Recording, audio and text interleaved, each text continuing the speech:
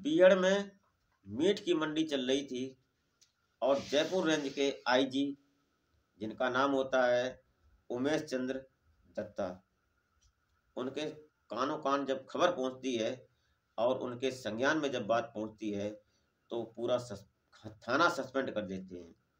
और थाना इस प्रकार सस्पेंड कर देते हैं कि जब वहां पर पहुंचते हैं तो 42 पुलिसकर्मी अरेस्ट कर दिए जाते हैं, रोक दिए जाते हैं, उनकी नौकरी को क्लोज कर दिया जाता है। क्यों कर दिया जाता है?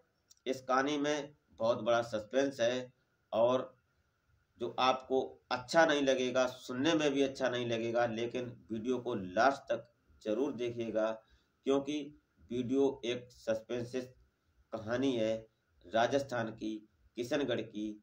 और यहाँ पर एक पूरा थाना सस्पेंड होता है। क्यों होता है ये बात वीडियो में आगे है। अगर वीडियो अच्छी लगे तो लास्ट में लाइक ज़रूर कर दीजिएगा और सब्सक्राइब कर लें ताकि हमारी अग्रिम वीडियो आप तक अग्रिम पहुंचेगी। सो नमस्कार, प्रणाम, मैं अजय कोहली। आज की जो सच्ची घटना मैं आपको सुनाने जा रहा हूँ, ये घटना राजस्थान के किशनगढ़ से है। किशनगढ़ क्षेत्र के जो आईजी रेंज उमेश चंद्र दत्ता जो होते हैं, ये एक थाना सस्पेंड करते हैं और इस थाने का नाम होता है रुंड गिदावड़ा। ये रुंड गिदावड़ा किशनगढ़ थाना क्षेत्र में लगता है। यहाँ पर एक ऐसा कारोबार पनप रहा था जो हमारे हिंदुस्तान में नहीं होना चाहिए और हिंदुस्तान में होना भी चाहिए और नहीं भी होना चाहिए, क्योंकि लीगल और अनलीगल दोनों तरह की बात होती है। अब यहाँ बात किस प्रकार होती है कि हमारे भारत देश में कुछ ऐसे राज्य हैं जहाँ पर जो मीट का कारोबार है वो लीगल है और कुछ ऐसे राज्य हैं जहाँ पर अनलीगल है। इनमें से जैसे मान लो कई राज्य हैं, जैसे बंगाल है, गोवा है, दमन है, दादर नागर हवेली, पांडुचेरी, केरला वगैरह वगैरह। इन राज्यों में मीट के लिए कोई लाइसेंस ज़्यादा लीगल और रिस्पॉन्सिबिलिटी नहीं बनती है।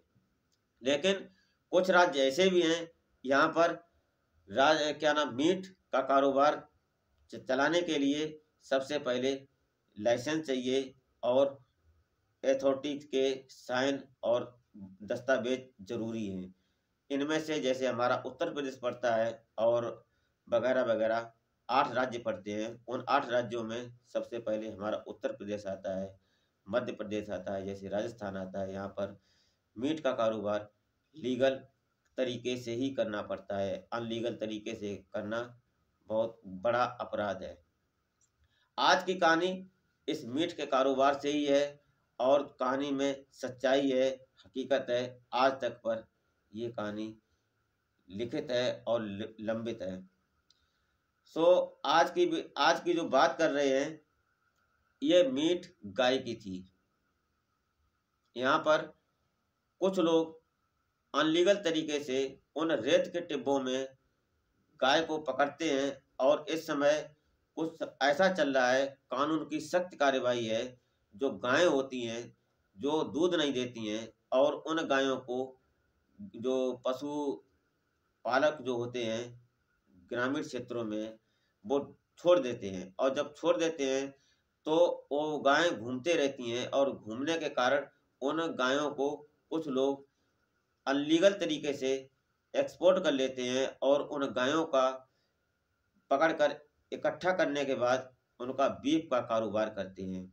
इस किशनगढ़ क्षेत्र में जो रुंड गीदावड़ा के क्षेत्र में जो रेत के टिब्बे बने हुए हैं, उन रेत के टिब्बों में कुछ लोग उन गायों को काटते हैं और वहाँ से कुछ सस्ते पैसों में जो मीट कारोबारी लाइसेंसी होते हैं उनको सस्ते पैसों में बेच देते हैं और वहाँ पर जो लाइसेंसधारी हैं वो महंगे पैसों में मीट का कारोबार अग्रिम और अन्य जगहों पर एक्सपोर्ट करते हैं। ये काला कारोबार गाय के मांस का और जो भैंस के मांस का चलता है वो राजस्थान से, क्योंकि यहाँ पर कई बार ऐसी वारदातें सामने आईं जो कि अनलीगल थी और उनमें सरकार ने भी कई ऐसे कदम उठाए, लेकिन कहते हैं कि व्यक्ति जो करता है वो करता है, वो कानून को नहीं डरता है। लेकिन जो व्यक्ति कानून को नहीं डरता है वो व्यक्ति एक ना एक दिन इस प्रकार कानून के शिकंजे में जकड़ता है कि कानून उसको ये बता देती है कि कानून क्या चीज़ है। इसीलिए हमारे देश का कानून सर्वोपरि है और हम कानून को बार बार सलाम करते हैं। तो बात करते हैं राजस्थान की। यहाँ पर जो थाना क्षेत्र किशनगढ़ होता है, यहाँ के जो आईजी रेंज होते हैं वो उमेश चंद्र दत्ता जी, वो इसके थाने को सस्पेंड करते हैं और इस थाने के अंदर 42 पुलिस अधिकारी होते हैं।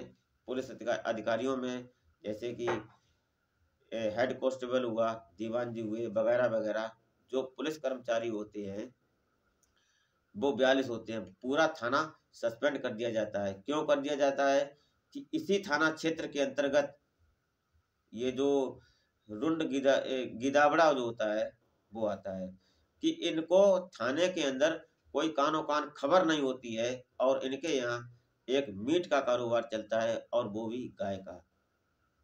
लेकिन हमारे यहाँ पर एक बात हम दूसरी कहना चाहेंगे, हमारे देश के अंदर कुछ कहीं पर ये भी खामियां हैं कि जो छोटे व्यापारी होते हैं, छोटे कारोबारी होते हैं, उनको पुलिस और कानून दिखाती है। लेकिन जो कुछ बड़े कारोबारी हैं, जो लगभग हमारे देश के अंदर, हमारे इंडिया के अंदर 150 एक्सपोर्टर ऐसे हैं जो कि विदेशों में मीट और बीफ का कारोबार सप्लाई का काम करते हैं। उनमें लगभग जो 981 मिलियन डॉलर का पर डे का अर्निंग अप डाउन करते हैं और जो 50 से ज़्यादा देशों में सप्लाई करते हैं, जैसे कि इंडोनेशिया, वियतनाम और मलेशिया वगैरह वगैरह। इन देशों में हमारे देश से ही मीट सप्लाई होती है, जिसमें मार्का लगा होता है, उस पर लिखा होता है मेड इन इंडिया। इसमें हमारी इंडिया की कोई नाक ऊंची नहीं होती है। क्यों नहीं ऊंची होती है कि हमारे देश में गाय को माता माना जाता है और गाय को जो माता मानता है उसको कष्ट भी होता है थोड़ा।